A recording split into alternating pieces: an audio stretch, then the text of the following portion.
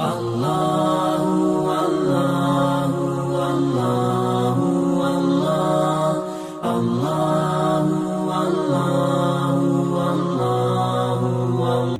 رب العالمین والصلاة والسلام علی سید الانبیاء والمرسلین اما بعد رب اشرح لی صدری ویسر لی امری واحلل عقدۃ من لسانی یفقهوا قولی رب زدنی علما سبحانک لا علم لنا الا ما علمتنا انک انت العلیم الحکیم اللہم الہمنی رشدی واعذنی من شر نفسی۔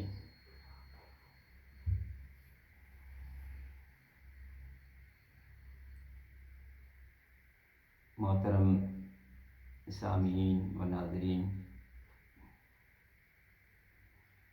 آج کا ہمارا موضوع سورہ بقرہ کی آیت والذین یؤمنون بما انزل الیک وما انزل من قبلک کی تفسیر سے متعلق ہے۔ سب سے پہلے اس کے ترجمے کی طرف آتے ہیں۔ والذین یؤمنون بما انزل الیک، جو اس وحی پر ایمان لاتے ہیں جو آپ پر اتاری گئی، وما انزل من قبلک، اور اس وحی پر بھی جو آپ سے پہلے اتاری گئی، and who believe in what has been revealed to you and what has been revealed before you۔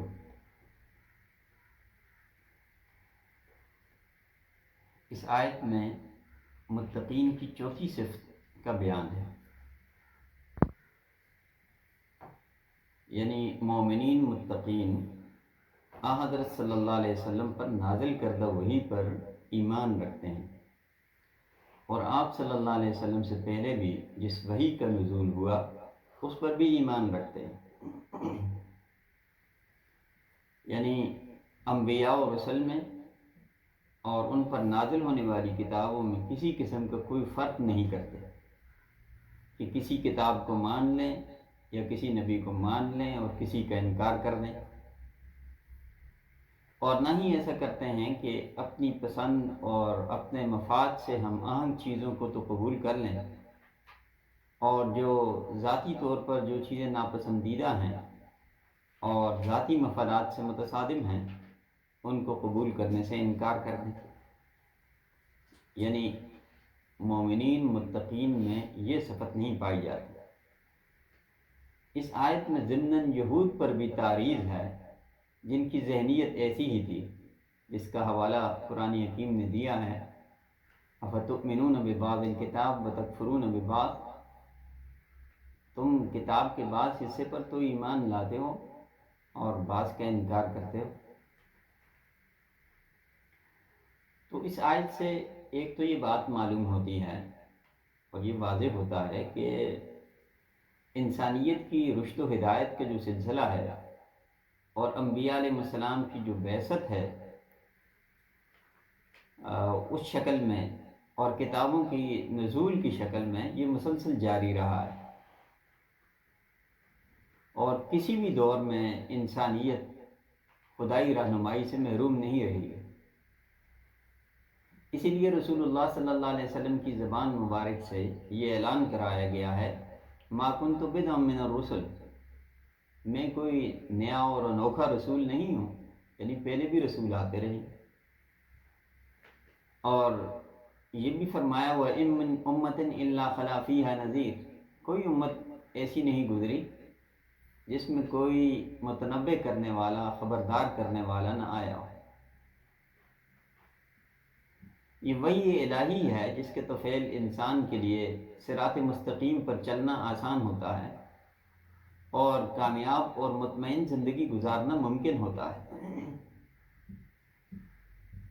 عقل کی رسائی صرف مادی اور محسوس دنیا تک محدود رہتی ہے، اس لیے وہ روحانی اور اخلاقی زندگی اور جو مابعد طبیعاتی زندگی ہے اس سے متعلق کوئی کسی قسم کی رہنمائی سے قاصر ہوتی ہے۔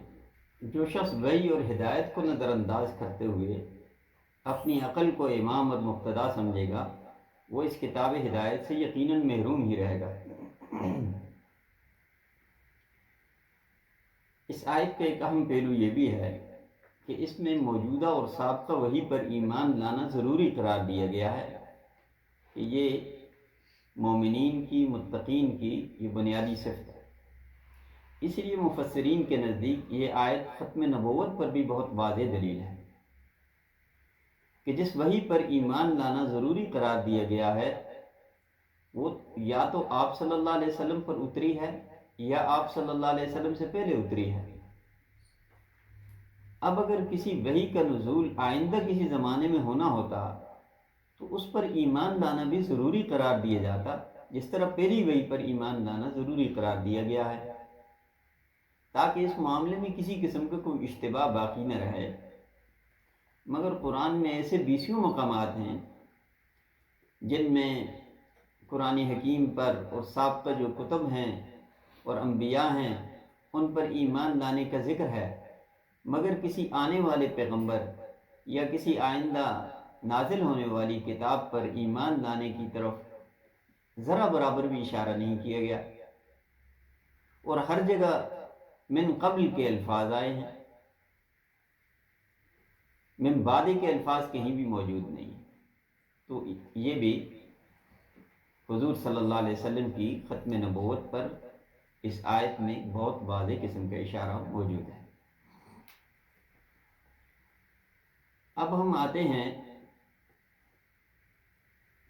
ما انزل الیک و ما انزل من قبلک کے مفہوم اور اس کی تفسیر کی طرف۔ اور سب سے پہلے ہم آیت کا جو پہلا حصہ ہے ما انزل الیک، اس کے مفہوم کی وضاحت کریں گے، اور اس کے بعد ما انزل من قبلک۔ ما انزل الیک کا مفہوم و مصداق کیا ہے؟ یعنی جو کچھ آپ کی طرف یعنی رسول اللہ صلی اللہ علیہ وسلم کی طرف اتارا گیا ہے یہ لوگ اس پر ایمان رکھتے ہیں۔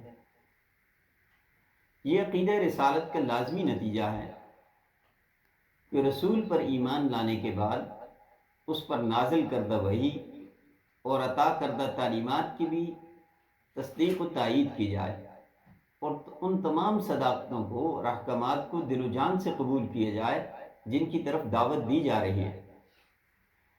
اب یہ وحی دو شکلوں میں موجود ہے، یعنی قرآن حکیم کی صورت میں بھی اور سنت نبوی کی شکل میں بھی، دونوں پر ایمان لانا ضروری ہے۔ لہذا ما انزل الیک سے مراد صرف قرآن حکیم ہی نہیں ہے۔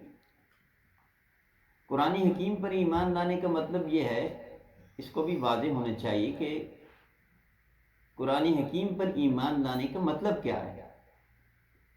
اس کا مطلب یہ ہے کہ یہ اللہ تعالیٰ کا کلام ہے جو آخری کتاب کی شکل میں عربی زبان میں محمد رسول اللہ صلی اللہ علیہ وسلم پر نازل ہوا ہے، اور بغیر کسی کمی بیشی کے مکمل طور پر اسی شکل اور ترتیب میں موجود اور محفوظ ہے جس شکل میں حضرت صلی اللہ علیہ وسلم نے اس امت تک اس کو پہنچایا ہے۔ یہ قرآن حکیم پر ایمان لانے کا مطلب یہ ہے۔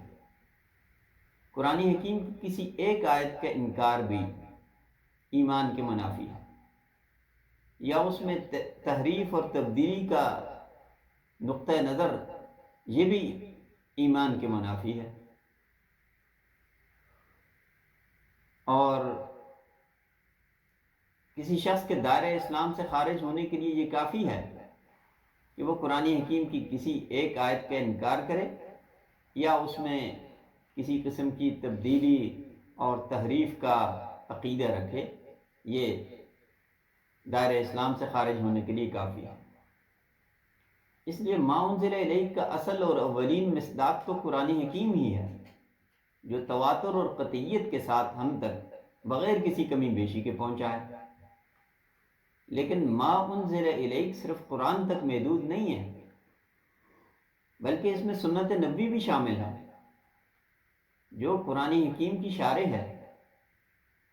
یہ دراصل وہی بیان ہے جس کا ذکر سورہ قیامہ میں ہے، فَإِذَا قَرَأْنَاهُ فَاتَّبِعْ قُرْآنَهُ ثُمَّ إِنَّ عَلَيْنَا بَيَانَهُ، یعنی اس کا مطلب واضح کرنا یہ ہماری ذمہ داری ہے۔ یعنی قرآن کے علاوہ بھی اس سے یہ بات معلوم ہوتی ہے کہ قرآن کے علاوہ بھی بذریعہ وحی آپ صلی اللہ علیہ وسلم کو ایسا علم دیا جائے گا جو قرآن کے علاوہ ہے، اور جس کی تعلیم اور تبیین نبی کے فرائض میں شامل ہے، جیسا کہ سورہ نحل میں ہے وَأَنزَلْنَا إِلَيْكَ الذِّكْرَ لِتُبَيِّنَ لِلنَّاسِ مَا نُزِّلَ إِلَيْهِمْ، ہم نے یہ ذکر یعنی قرآن حکیم اس لیے اتارا ہے تاکہ جو چیز ان کی طرف اتاری گئی ہے اس کی آپ تبیین و تشریح کر دیں، اس کو واضح کر دیں۔ قرآن کی یہ تشریح و توضیح اور ترجمانی رسول اللہ صلی اللہ علیہ وسلم نے اپنے قول اور عمل سے فرمائی ہے، جو سنت کہلاتی ہے، اور قرآن اور سنت دونوں کا جو اصل مصدر ہے وہ وہی ہے۔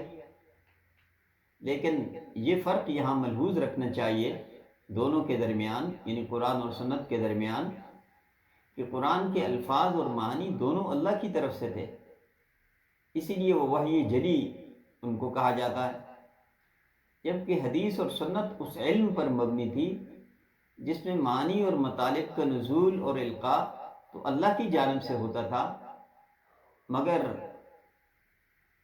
الفاظ نبوت اور عمل نبوت کے قالب میں ڈھل کر وہ اس امت تک پہنچے ہیں۔ اسے وحی خفی بھی کہا جاتا ہے۔ اس لیے جو چیزیں سنت سے تواتر کے ساتھ اور قطعیت کے ساتھ اس امت تک پہنچی ہیں ان پر بھی ایمان اسی طرح لانا ضروری ہے جس طرح قرآن حکیم پر ایمان لانا ضروری ہے۔ اس نقطہ نظر کی تائید اس بات سے بھی ہوتی ہے کہ قرآن حکیم میں جہاں بھی وحی پر ایمان لانے کا ذکر ہے اور وحی کی اتباع کا مطالبہ ہے، وہاں قرآن حکیم کے لفظ ذکر کرنے کے بجائے یہ الفاظ ہیں ما اوحی الیک، جو وحی آپ کی طرف کی جاتی ہے، ما انزل الیک، جو آپ کی طرف اتارا جاتا ہے، اور ما انزل اللہ، جو اللہ نے اتارا ہے، اور اتبع ما اوحی الیک من ربک، جو وحی آپ کی طرف کی جاتی ہے اس کی آپ پیروی کیجیے۔ یا ایھا الرسول بلغ ما انزل الیک من ربک، اے رسول جو آپ کی طرف اتارا گیا ہے آپ اسے لوگوں تک پہنچا دیجیے۔ تو آپ یہ دیکھیں، یعنی قرآن کا ذکر نہیں ہو رہا بلکہ جو چیز اتاری جا رہی ہے، جو چیز وحی کی جا رہی ہے، یہ اسلوب یہاں پہ ذکر کیا جا رہا ہے قرآن حکیم میں جا بجا۔ خود یہ آیت جو ہے اس میں بھی ما انزل الیک کی تعبیر اختیار کی گئی ہے، یؤمنون بما انزل الیک کی تعبیر اختیار کی گئی ہے، حالانکہ مختصراً یہ بھی کہا جا سکتا تھا یؤمنون بالقرآن، یا الکتاب بھی کہا جا سکتا تھا یہاں پر بھی، اور دوسری ان تمام آیات میں جس کا حوالہ دیا۔ مگر ایسا اسلوب کلام اس لیے اختیار کیا گیا ہے تاکہ ہر قسم کی وحی کو شامل ہو جائے، کیونکہ انبیاء کرام پر کلام الہی کے علاوہ بھی وحی کا نزول ہوتا رہا ہے۔ اسی لیے قرآن حکیم میں تورات اور انجیل کے نزول کا ذکر کرنے کے بعد یہ فیصلہ سنایا گیا ہے کہ جو لوگ ما انزل اللہ کے مطابق فیصلہ نہیں کرتے وہ کافر ہیں اور فاسق ہیں۔ حالانکہ یہاں یہ کہا جا سکتا تھا کہ جو تورات اور انجیل کے مطابق فیصلہ نہیں کرتے، لیکن یہ کہا جا رہا ہے ما انزل اللہ کے مطابق فیصلہ نہیں کرتے وہ کافر اور فاسق ہیں۔ یہاں ظاہر ہے ما انزل اللہ سے مراد وہی تشریحات ہو سکتی ہیں جو انبیاء کرام کے اقوال و ارشادات اور ان کی سیرتوں سے واضح ہوتی ہیں اور جو ما انزل اللہ کا درجہ رکھتی ہیں۔ اسی قسم کا اسلوب ہمیں نظر آتا ہے سورہ مائدہ میں یہود و نصارہ کے متعلق۔ قرآن حکیم یہ کہتا ہے وَلَوْ أَنَّهُمْ أَقَامُوا التَّوْرَاةَ وَالْإِنْجِيلَ وَمَا أُنزِلَ إِلَيْهِمْ مِنْ رَبِّهِمْ، یعنی اگر یہ لوگ تورات اور انجیل کی اقامت کرتے اور جو ان کے رب کی طرف سے ان کی طرف اتارا گیا ہے اس کی اقامت کرتے۔ اب تورات اور انجیل کے ساتھ ما انزل الیہم من ربہم کی اقامت سے کیا مراد ہے؟ وہ اس کے علاوہ اور کیا ہو سکتا ہے کہ یہ وہی ہے جو تورات اور انجیل کے علاوہ اتری ہے، یا جو دوسرے اسرائیلی انبیاء علیہ السلام کی تشریحات پر مشتمل ہے۔ اس لیے ما انزل الیک میں قرآن حکیم کے ساتھ ساتھ سنت نبوی بھی شامل ہے، اور ان دونوں چیزوں پر ایمان لانا یؤمنون بما انزل الیک کا تقاضا ہے۔ اب ہم آیت کے دوسرے حصے کی طرف آتے ہیں۔ ما انزل من قبلک کا کیا مطلب ہے؟ یعنی جو کچھ آپ سے پہلے نازل ہوا یہ اس پر بھی ایمان رکھتے ہیں۔ کسی شخص کے مسلمان ہونے کے لیے تمام انبیاء اور رسل پر ایمان لانے کے ساتھ ساتھ ان کتابوں پر بھی ایمان لانا ضروری ہے جو انسانیت کی ہدایت کے لیے وقتاً فوقتاً اتاری گئی ہیں۔ اس مضمون کی تائید بہت سی قرآنی آیات سے ہوتی ہے۔ 4 آسمانی کتابیں وہ ہیں جن کی نام کے ساتھ تخصیص تو خود قرآن حکیم نے کی ہے، یعنی پہلے نمبر پر تورات موسوی، اور جسے قرآن حکیم نے مختلف آیات میں مختلف القاب سے اور مختلف صفات سے یاد کیا ہے۔ اسے ہدایت بھی کہا گیا ہے، نور بھی کہا گیا ہے، فرقان بھی کہا گیا ہے، ضیاء اور امام بھی کہا گیا ہے، اور رحمت بھی کہا گیا ہے۔ دوسری کتاب انجیل عیسوی ہے، انجیل جو عیسیٰ علیہ السلام پر اتاری گئی۔ قرآن نے اسے بھی ہدایت اور نور کہا ہے، اور موعظت کے لفظ بھی اس کے لیے استعمال کیا ہے۔ تیسری زبور ہے جو حضرت داؤد علیہ السلام پر اتاری گئی، وَآتَيْنَا دَاوُودَ زَبُورًا۔ قرآن حکیم ان کے علاوہ بھی کچھ صحائف کا ذکر کرتا ہے، یعنی صحف ابراہیم کا ذکر قرآن حکیم میں ہے، إِنَّ هَذَا لَفِي الصُّحُفِ الْأُولَى صحف ابراہیم و موسیٰ، کہ یہ مضامین گزشتہ صحیفوں میں بھی ہیں، یعنی ابراہیم علیہ السلام اور موسیٰ علیہ السلام کے صحیفوں میں۔ اسی طرح چوتھی کتاب قرآن حکیم ہے۔ ان کے علاوہ بھی بعض ایسی مذہبی کتابیں ہیں جن کے متعلق ان کے ماننے والوں کا یہ دعویٰ ہے کہ وہ مقدس اور الہامی کتابیں ہیں۔ مثلا ہندوؤں کی ویدیں ہیں، زرتشتیوں کی اوستا ہے اور گاتھا ہے، ان کا کوئی ذکر، کوئی حوالہ قرآن حکیم میں موجود نہیں ہے۔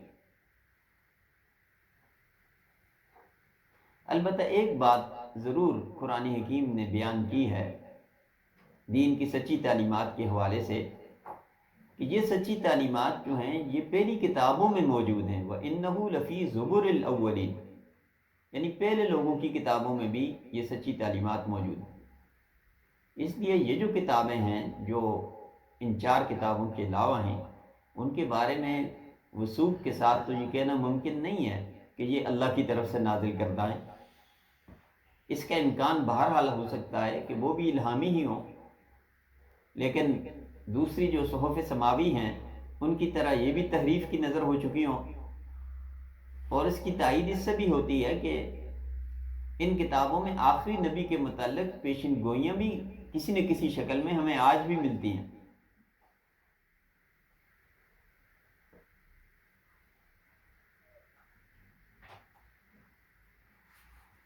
اس لیے جو گزشتہ کتابیں ہیں اور صحائف ہیں اور انبیاء اور رسل کی جو تعلیمات ہیں اور ان کا مصدر وحی ہے، ان پر اجمالی ایمان لانا ضروری ہے۔ وہ یہ ہے کہ یہ کتابیں جس شکل میں ان انبیاء پر نازل ہوئی تھیں وہ برحق تھا، اتنا اجمالی ایمان کافی ہے۔ یہ نہیں کہ موجودہ شکل میں ان کتابوں پر ایمان لایا جائے کہ یہ موجودہ شکل میں بھی بالکل محفوظ شکل میں موجود ہیں، یہ مراد نہیں۔ یہ ساری کتابیں جو اللہ نے اتاری ہیں، چاہے ہمیں ان کے نام معلوم ہیں یا نہیں ہیں، اور چاہے ان کے اندر اب تحریف اور تبدیلی ہی کیوں نہ ہو چکی ہے، لیکن ساری کتابوں پر ایمان لانا ضروری ہے کہ جس شکل میں اتاری گئی تھی وہ بالکل برحق ہے۔ یہ اسلام کی خصوصیت ہے کہ وہ سب انبیاء اور رسل اور ان کی کتابوں پر، ان کی تعلیمات پر ایمان لانے کو ضروری قرار دیتا ہے۔ کل من عند ربنا، سب ہمارے رب کی طرف سے ہیں۔ جبکہ اس کے مقابلے میں ہم دیکھتے ہیں یہود تورات کے علاوہ کسی کتاب کو نہیں مانتے۔ جو عیسائی ہیں وہ تورات کے جو شرعی اور فقہی احکامات ہیں ان کے منکر ہیں، مگر اس کی جو اخلاقی نصیحتیں ہیں ان کو قبول کرتے ہیں۔ یہی عقیدہ دوسرے مذاہب کا بھی ہے۔ پارسیوں کا اپنی کتاب اوسطیٰ کے بارے میں اور برہمنوں کا ویدوں کے بارے میں ہے کہ اللہ تعالیٰ کا جو فیضان ہے وہ ان کتابوں سے باہر کہیں نہیں ہے۔ قرآن نے اسی ذہنیت کا ذکر کیا ہے